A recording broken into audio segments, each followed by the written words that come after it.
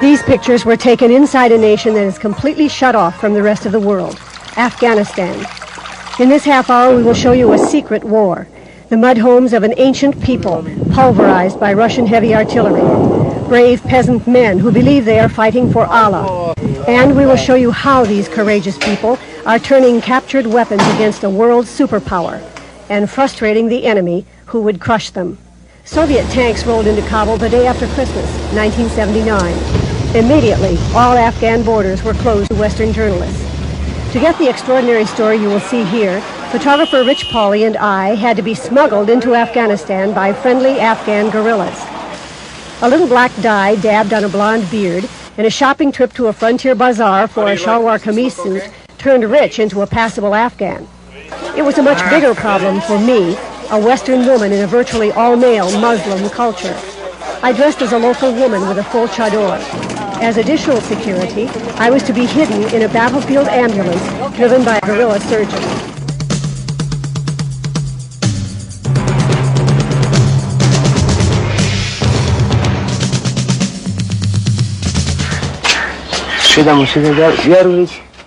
My disguise met with the approval of our guerrilla escorts.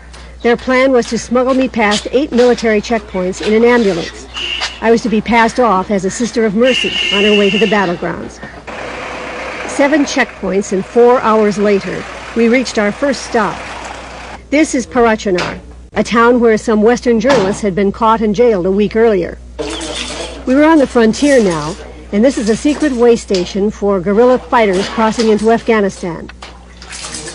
Bearing arms is a way of life, and I was thankful I was under the protection of Commander Ishaq Gilani. Gilani is not only an urbane and educated gentleman, he's also very devout. And like the men he leads, he bows in Islamic prayer 5 times a day.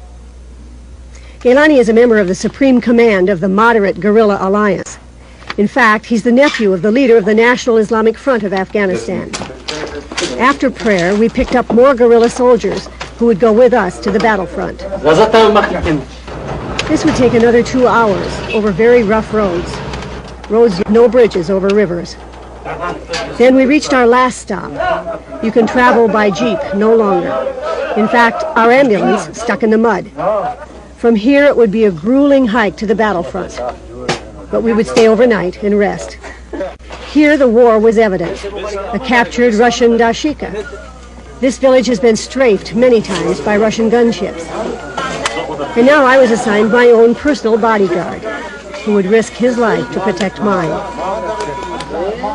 That night there was a war council, a jirga, as the guerrillas call it. From all around, 40 or so local commanders journeyed on foot to meet our commander, Ishaq. Those with lesser rank, who couldn't squeeze inside the room, stood around the doorway. This jirga was to plan an attack on the Russian garrison.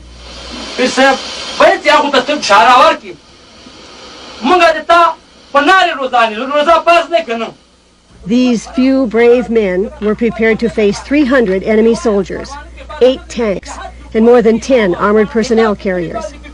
They would launch the attack the day I returned to Pakistan. But first, they wanted to take me to the battlefield. Behind me and photographer Rich Pauley, Pakistan, and ahead, some 20 grueling miles over a steep mountain, Afghanistan and the battlefields. And because our escorts were so concerned for our safety, they sent the main group of guerrillas we were traveling with the regular route across the border, a route which passed the final military checkpoint before Afghanistan. We took a secret, harder way. We were joined along the way by a camel caravan. Why this caravan was bypassing the checkpoint was a question we didn't ask. We finally get our first glimpse of Afghanistan. We have been climbing almost straight up for 3 hours. This is Jaji, the village we're headed for. It has been the site of heavy fighting for the last 2 days. We rendezvoused with the main body of the guerrillas and with Commander Ishaq Gilani at the site of a bombed-out factory. This is the first building we saw in Afghanistan. It once produced furniture, but 4 years ago it was destroyed by guerrillas fighting the Russian-backed communist government of Afghanistan.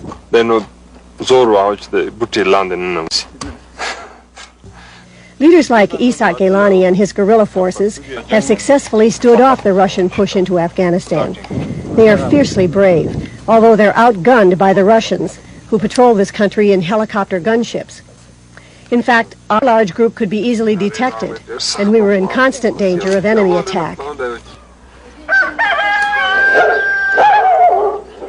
This is Jaji. This is the way the people in Afghanistan live. We wouldn't stay long. We wanted to explore more of the countryside and see evidence of the war. But we had to be careful. We were surrounded by minefields. Most of the mines were planted in and around the scrub brush, and some of the mines were dropped from gunships.